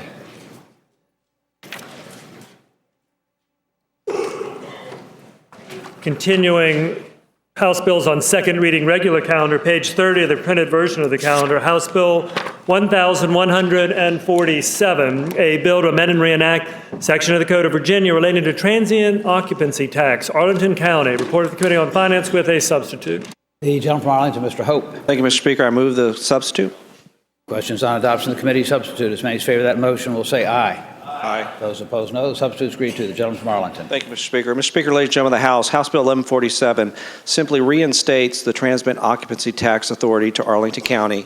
It has a 2-year sunset. The revenue will be used exclusively for travel and tourism marketing. Hope it be a pleasure of the body to engross the bill and pass it on to its third reading.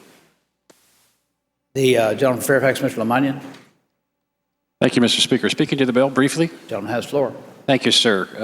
Mr. Speaker, ladies and gentlemen of the House, I'm not going to recount the reasons a few years ago that Arlington's transient occupancy tax expired, but I understand there's some new thinking on the Arlington board that maybe we haven't seen in the past, and I hope it would be the pleasure of the body to pass this bill when it's on third reading tomorrow. Shall the bill be engrossed and passed to its third reading? As many as favor that motion will say aye. Aye. Those opposed, no. Bill is engrossed and passed to its third reading. House Bill 175, a bill to amend and reenact several sections of the code related to service of process on the registered agent of a foreign business entity. Report to the Committee on Commerce and Labor. The gentleman from Fairfax, Mr. Elbow. Mr. Speaker, members of the House, this is a bill that the gentleman from Fairfax, Delegate Sullivan, and I have been working on. We have a mutual friend who owns a carpet place called Hadid Carpet, and he was defamed by a online person, and he wanted to sue the person for defamation. Yelp was the defendant, or Yelp was the company that was the ISP service provider. Yelp said that they did not have to produce any documents because all their stuff is in California. The case went all the way up to Supreme Court, and the Supreme Court agreed with Yelp, saying that you cannot file a subpoena in Virginia to acquire documents from an ISP service provider in California. What that means is the current state of law is entirely and utterly impractical to be able to defend yourself from online people like this, because you could never afford to go to California. So make a long story short, what this bill does is allows you to request the documents in a Virginia court to be served in Virginia. It will be a pleasure to the House to engross the bill and pass it to its third reading. Shall the bill be engrossed and passed to its third reading? Those in favor of that motion will say aye. Aye. Those opposed, no. The bill is engrossed and passed to its third reading. House Bill 340, a bill to amend and reenact a section of the code relating to the definition of private animal shelter. Report for the Committee on Agriculture, Chesapeake, and Natural Resources with a substitute. And Mr. Speaker, there also is a floor amendment as well. Gentleman from Carolina, Mr. Rock. Mr. Speaker, I move the adoption of the committee substitute. Questions on adoption of the committee substitute? As many in favor of that motion will say aye. Aye. Those opposed, no. Substitute agreed to. The gentleman from Carolina. Mr. Speaker, I'd ask the clerk to please report the floor amendment, which would modify the committee substitute. Delegate Manoli, I believe, submitted some language, and then I'll let the delegate explain his amendment. The clerk will report a floor amendment. Floor amendment to the committee substitute offered by Delegate Lupasi. Amendment number 1, only amendment. On line 20 of the committee substitute, after the words basis of, strike disposition of outcomes in section 3.2-6548 of the Code of Virginia and insert the number of adoptions completed. The gentleman from Richmond City, Mr. Lupasi. Thank you, Mr. Speaker. My seatmates give me a hard time because I read this bill. If you look at lines 18 through 20 in the substitute, essentially what it would allow is it would, because it says solely on the basis of a disposition of outcomes in section 3.2, yada, yada, because it says that a private animal shelter could do something really, really, really bad, but if it was only for one thing, then the board could allow them to keep their license.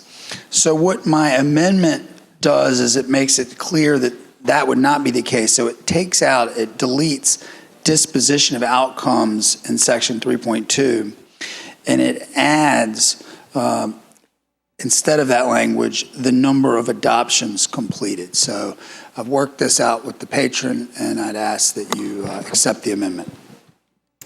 Questions on adoption of the floor amendment offered by the gentleman from Richmond City, Mr. Lupasi, dealing with yada yada. As many as favor that motion will say aye. Aye. Those opposed, no. The amendment's agreed to. Mr. Speaker. Gentleman from Carolina. Mr. Speaker, ladies and gentlemen of the House, I was given counsel when I first got down here to never put in bills relating to companion animal care, dogs or cats. Well, I've never heeded that advice, and I have subsequently over the years had no good deed go unpunished as it related to try and address those issues. Mr. Speaker, ladies of the House, there's a little interesting history behind why I put this bill in this year. And it goes back to last year. We had a Senate bill that came over that took the previous definition of private animal shelter, and by the time it passed through this body and the other body and signed by the governor, it took the previous words of the definition and it transposed a phrase that was after the and to putting it before the and. To paraphrase, the previous language said that a private animal shelter had to house and care for animals, be owned by a private not-for-profit, yada, yada, and have as a purpose providing adoption. What we did last year was said private animal shelter have as its purpose to provide adoption services and feed and house animals and be a not-for-profit. Because of that change that we made as a body politic, thinking our emphasis was, while not changing the underlying policy, we wanted to make clear adoption should be the primary objective of a private animal shelter, but no specificity of purpose.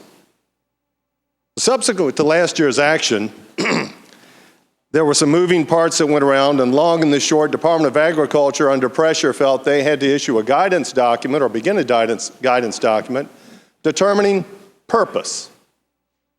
If we don't define it in code, excuse me, it's what Webster says it is, and that's a pretty vague term. Well, under FOIA, the guidance document at its intermediate stage was released, and they were saying that you would have to adopt at least 50% of all the animals you took in. They were drawing a line in numbers. With no regard to intake policies, anything else, it was just you had to adopt at least half of what you took in. And while we might feel that's not bad public policy, the dilemma it created within the folks in the private animal shelter community, they were having zero input to this.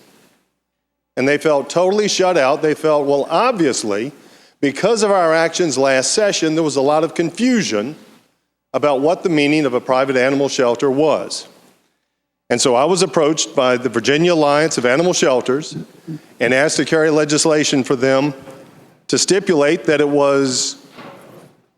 have a purpose of adoption, feed and house, and such other responsibilities as encompassed in 3.26548, which had not changed, and spells out what a private animal shelter can do and how they can do it.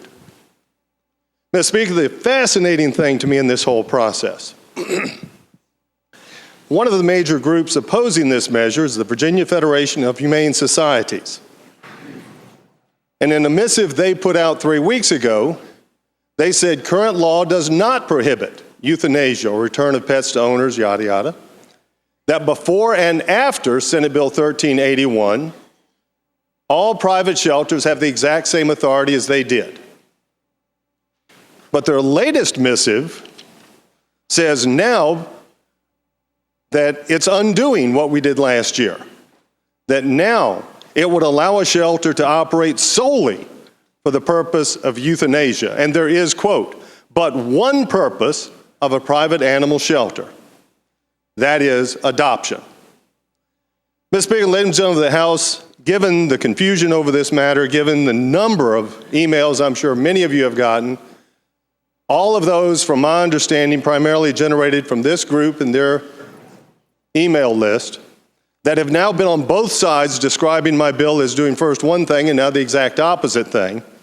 And now that we have the language before us that, consistent with the original intent of the legislation, try and reduce confusion about purpose, we now have a Section 1 bill that charges Department of Agriculture go through the regulatory process to determine purpose. We give them some minor guidance in that regard.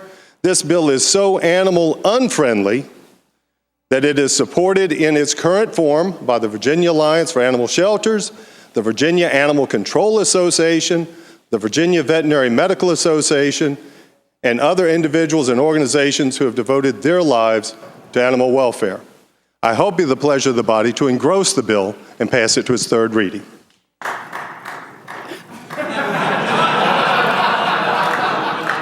Shall the bill be engrossed and passed to its third reading? As many as favor that motion will say aye. Aye. Those opposed, no. Bill is engrossed and passed to its third reading. Turning to page 31 of today's printed calendar, House Bill 19, a bill to amend and reenact three sections of the Code of Virginia relating to ministers or other persons authorized to celebrate rites of matrimony, no oath required. Report for the Committee of Courts of Justice with amendments. Gentleman from Botetourt, Mr. Head. Thank you, Mr. Speaker. I move the committee amendments. Questions on adoption of the committee amendments? As many as favor that motion will say aye. Aye. Those opposed, no. The amendments are agreed to. The gentleman from Botetourt. Thank you, Mr. Speaker. Ladies and gentlemen of the House, House Bill 19 very simply says that anyone who is authorized to perform a wedding ceremony, first of all, doesn't need to take an oath to be able to do that, and secondly, that they are not an officer of the court in that capacity. Hope it will be the pleasure of the body to engross the bill and pass it on to its third reading. Shall the bill be engrossed and passed to its third reading? As many as favor that motion will say aye. Aye. Those opposed, no. Bill is engrossed and passed to its third reading. House Bill 193 has been taken by until Thursday, February 11th. Page 32, printed calendar today. House Bill 350 likewise has been taken by until Thursday, February 11th. Next up, House Bill 417, a bill to amend and reenact several sections of the code related to transactions with the Department of Motor Vehicles. Report for the Committee on Transportation with an amendment. The gentleman from Henrico, Mr. Bagby. Mr. Speaker, I move the amendments. Questions on adoption of the committee amendment. As many as favor that motion will say aye. Aye. Those opposed, no. The amendment is agreed to. The gentleman from Henrico. Thank you, Mr. Speaker. House Bill 417 is a bill that will enhance customer service transactions at DMV. It does a few things. First thing, it provides an online discount for specific online transactions. It eliminates requirements that individuals under the age of 21 will have certain convictions or have to retake the driver's license retake test. And it also permits DMV to partner with contractors of other state and federal agencies. I ask that this body engross the bill and move it on to its third reading. Mr. Speaker. Lopez. Mr. Speaker, will the gentleman yield for a question? Will the gentleman yield? Sure. Mr. Speaker, this is some kind of misguided effort to improve efficiency and remove or reduce wait times at DMV. Now, I've got a great uncle who is 92 years old and uses the disk drive as a cup holder on his computer. How is this bill, Mr. Speaker, not discriminatory against my great uncle, and by extension, how is it not a benefit for people who actually know how to use the internet? I would ask the gentleman, how in the world does what he just said have anything to do with this bill?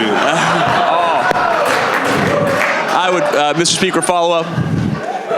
His bill does give a dollar. Wait a second.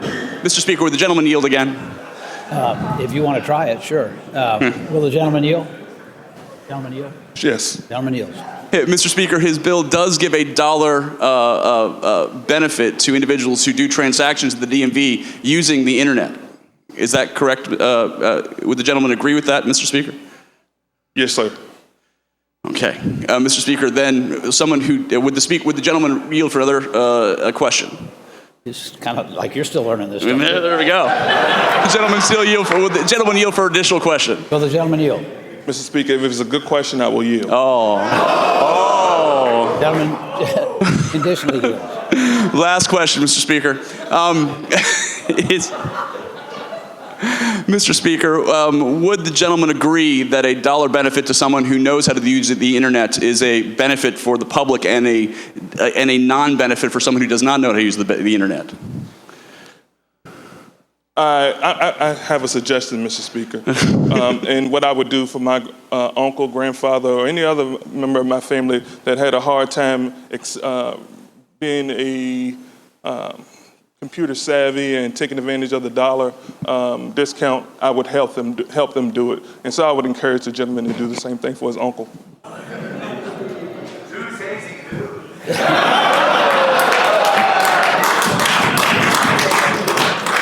The gentleman from Fairfax, Mr. Simon.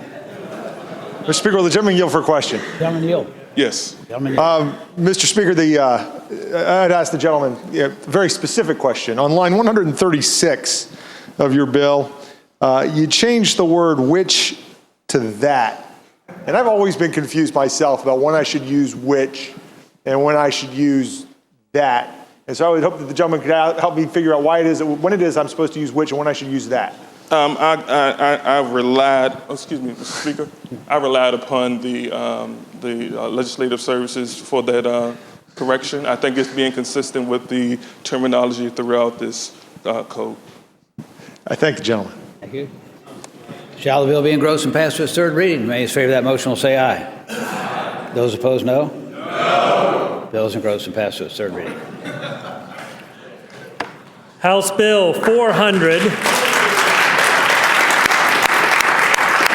House Bill 441, a bill to amend and reenact a section of the Code of Virginia relating to non-suits, tolling of limitations, contractual limitation periods. Report for the Committee for Courts of Justice. The gentleman from Richmond City, Mr. Lapasi. Thank you, Mr. Speaker. House Bill 441 provides that a voluntary non-suit tolls both a contractual limitation period and a statute of limitations period. I move that the bill be engrossed and passed to its third reading. Shall the bill be engrossed and passed to its third reading? As many as favor that motion will say aye. Aye. Those opposed, no. Bill is engrossed and passed to its third reading. Turning to page 13 of today's printed calendar, House Bill 560, a bill to amend and reenact a section of the code relating to brandishing a firearm, intent, penalty. Report for the Committee for Courts of Justice. Gentleman from Prince William, Mr. Lingenfelder. Thank you, Mr. Speaker. Mr. Speaker, House Bill 560 requires that a person pointing, holding, or brandishing a firearm or similar weapon must have the intent to induce fear in the mind of another, or know or reasonably should have known that his conduct would induce fear in such person in order to be convicted of the crime of brandishing. Currently, the perpetrator's intent is not an element of the offense. I move we engross the bill and pass it to a third reading. Shall the bill be engrossed and passed to its third reading? As many as favor that motion will say aye. Aye. Those opposed, no. The bill is engrossed. The bill is engrossed and passed to its third reading. House Bill 689 has been taken by until Thursday, February 11th. House Bill 815 has been taken by for the day. Accordingly, turning to page 34 of today's printed calendar, House Bill 939, a bill to amend and reenact a section of the code relating to auxiliary lights on motorcycles and autocycles. Report for the Committee on Transportation. The gentleman from Rockingham, Mr. Wilk. Thank you, Mr. Speaker. Mr. Speaker, ladies and gentlemen of the House, House Bill 939 permits auxiliary lighting on motorcycles with several limitations, which include they may only be red or amber in color. They must be directed towards the ground in such a way that the beam does not strike the ground further than 10 feet away from the motorcycle, and it may not project a beam greater than 25 counter power from a single lamp or bulb. Also, the lighting may not be blinking, flashing, oscillating, or rotating. I move the bill be engrossed and passed to its third reading. Shall the bill be engrossed and passed to its third reading? As many as favor that motion will say aye. Aye. Those opposed, no. The bill is engrossed and passed to its third reading. And House Bill 1294, a bill to amend and reenact a section of the code relating to multi-jurisdiction grand juries, access to record of testimony and evidence. Report for the Committee, Courts of Justice. The gentleman from Rockbridge, Mr. Klein. Thank you, Mr. Speaker. Ladies and gentlemen of the House, House Bill 1294 amends a section of the code dealing with multi-jurisdictional grand juries and confidential testimony before those grand juries. Any charge resulting from testimony in front of the grand jury, while defense is entitled to a transcript of the proceedings in the statute, it's silent as to access for the Commonwealth's attorney, and this just clarifies that in addition to the defense, the prosecutors also have access to the transcript. Hope it will be the pleasure of the House to engross the bill and pass it on to its third reading. Shall the bill be engrossed and passed to its third reading? As many as favor that motion will say aye. Aye. Those opposed, no. Bill is engrossed and passed to its third reading. Continuing with the calendar, resolutions, regular calendar, House Joint Resolution 1 has been taken by until Friday, February 12th. Accordingly, that completes the calendar. Does the clerk have any announcements or communications? No communications, just today's meeting schedule. The Courts of Justice Committee will meet immediately upon adjournment of the House down in House Room 1 here in the Capitol. Courts will meet immediately upon adjournment of the House downstairs, House Room 1, change in location and time. Also, the Courts of Justice Constitutional Law Subcommittee will meet 1/2 hour after adjournment of the House over in House Room C in the JAB. This is a change in time for courts constitutional law. Then 2.5 hours after adjournment of the House, or presumably upon adjournment of constitutional law the Court's Criminal Law Subcommittee will meet in House Room C. Gentleman from Mr. Bell. Just to be clear, we will meet immediately upon the conclusion of the Con Law Sub, whenever that may be. If it's sooner than 2.5 hours, we'll start up immediately upon the conclusion of that sub. Thank you. Thank you. As the subcommittee chair stated, the Courts of Justice Civil Law Subcommittee meeting, that is canceled for today. Appropriations Committee will meet 15 minutes upon adjournment of the House up on the 9th floor Appropriations Room. It's a change in time for today's appropriations meeting. Then at 3 o'clock, the Appropriations Higher Education Subcommittee will meet up in the 9th floor Appropriations Room. Then at 4 o'clock, Transportation Committee Subcommittee number 2 will be meeting in the 5th floor East Conference Room over in the GAB. The Appropriations Transportation Subcommittee on Appropriations Transportation Submeeting has been canceled. Militia, Police, and Public Safety Subcommittee number 3, that meeting has been canceled. ACNR's Agricultural Subcommittee, that meeting has been canceled. However, at 4:30 today, the Virginia Environmental Renewable Energy Caucus will meet at 4:30 in the 4th floor West Conference Room. Today's HWI Subcommittee number 1 meeting, that's been canceled as well. Final meeting today, caucus meeting, will be the Northern Virginia Delegation Caucus at 5 o'clock up in the 6th floor Speaker's Conference Room over at the GAB. Looking ahead to tomorrow, Tuesday, February 9th, Sunrise Caucus meet bright and early at 6:30 a.m., 6th floor Speaker's Conference Room. The Education Committee's Education and Innovation Subcommittee will meet at 7:30 a.m., 7th floor West Conference Room. Privileges and Elections Elections Subcommittee will meet also at 7:30. They'll be in the 9th floor Appropriations Room. The Conservative Caucus will meet tomorrow at 7:30 a.m. in the 8th floor West Conference Room. Then downstairs at 8:30, Transportation Committee will meet in House Room C. Then the Welfare and Institutions Subcommittee number 3 will meet tomorrow at 8:30 in House Room D. This is a change in date and time. HWI Subcommittee number 3 at 8:30 tomorrow. Then once that's finished, HWI Full Committee will meet at 9 o'clock, House Room D. That's a change in time for HWI. After that, HWI Subcommittee number 1 will meet immediately upon adjournment of the Full Committee, again, all in House Room D. Then the House Committee on Rules will meet tomorrow at 10 o'clock in the 6th floor Speaker's Conference Room. This is a new meeting for Committee on Rules. Appropriations, Elementary and Secondary Education Subcommittee will meet at 10 o'clock up on the 9th floor in the Appropriations Room, the GAB. Finally, Mr. Speaker, the Democratic Caucus will meet at 11:30 a.m. in House Room 2, and the Republican Caucus at 11:30 a.m. in House Room 1 here in the Capitol. Complete the announcements I have at this time.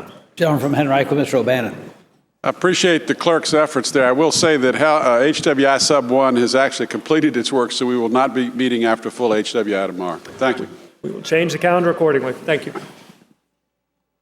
Gentleman from Colonial Heights, Mr. Cox. Mr. Speaker, I move when the House adjourn today to adjourn to reconvene Tuesday, February the 9th, 2016 at 12 noon. Gentleman from Colonial Heights, Mr. Cox moves that the House adjourn today to adjourn to reconvene tomorrow at 12 noon. As many as favor that motion will say aye. Aye. Those opposed, no. That motion is agreed to. The gentleman from Colonial Heights, Mr. Cox. Mr. Speaker, I move the House to now adjourn. Gentleman from Colonial Heights, Mr. Cox moves the House to now adjourn. As many as favor that motion will say aye. Aye. Those opposed, no. That motion is agreed to. The House is adjourned until 12 noon tomorrow.